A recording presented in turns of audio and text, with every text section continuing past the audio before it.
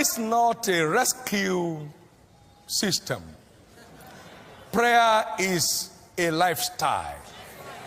Jesus said, when ye pray, not if ye pray. Matthew 6 verse 6 to 8. He said, but thou, when thou prayest. So it's an issue of when. It must be a program of your life. When ye pray, you, when thou prayest, and when ye pray. Now he went on in verse 16 of the same Matthew chapter 6. He said, when ye fast. But thou, when thou fastest. Now, so prayer and fasting, according to the teaching of Jesus, is supposed to be our way of life. A lot of people here have testimonies of the presence of God that comes on them when they stand waiting on him. Very strange. Until prayer and fasting becomes your lifestyle, you're far from access to this realm of faith. This realm of faith requires that you learn how to stand upon your watch and set yourself upon the tower to hear what he will say to you. And the Lord said, write the vision. And the Lord said, write the vision. Think of it. I was waiting on the Lord when the Lord delivered me from the tendencies for indebtedness. 1981.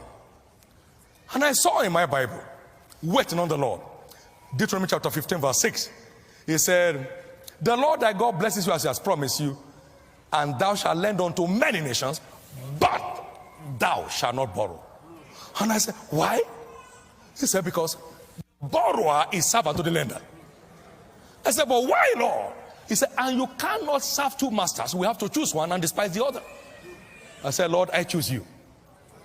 October 4, 1981, God delivered me from the trap of debt. I have never owned a dime or borrowed a dime from any mortal man, living or dead, since 1981.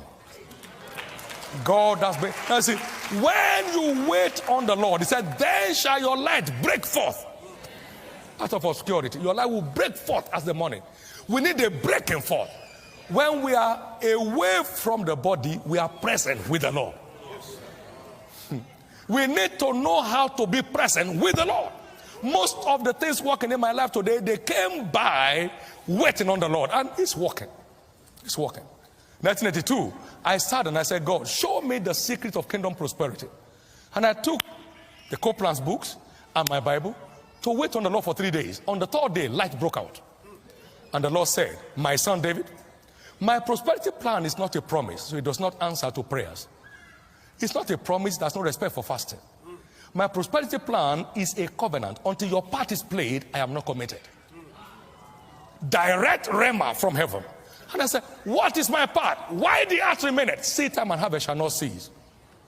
I heard from God. I screamed and I said, I can never be poor. That was the day God took me out of any realm of poverty. Waiting on the Lord helps you to hear God clearly. Your hearing becomes more distinct. You can tell exactly what God is saying for you to do, and then you are up running. Prayer and fasting must become our lifestyle if we must enjoy God's plan and purpose for the earth.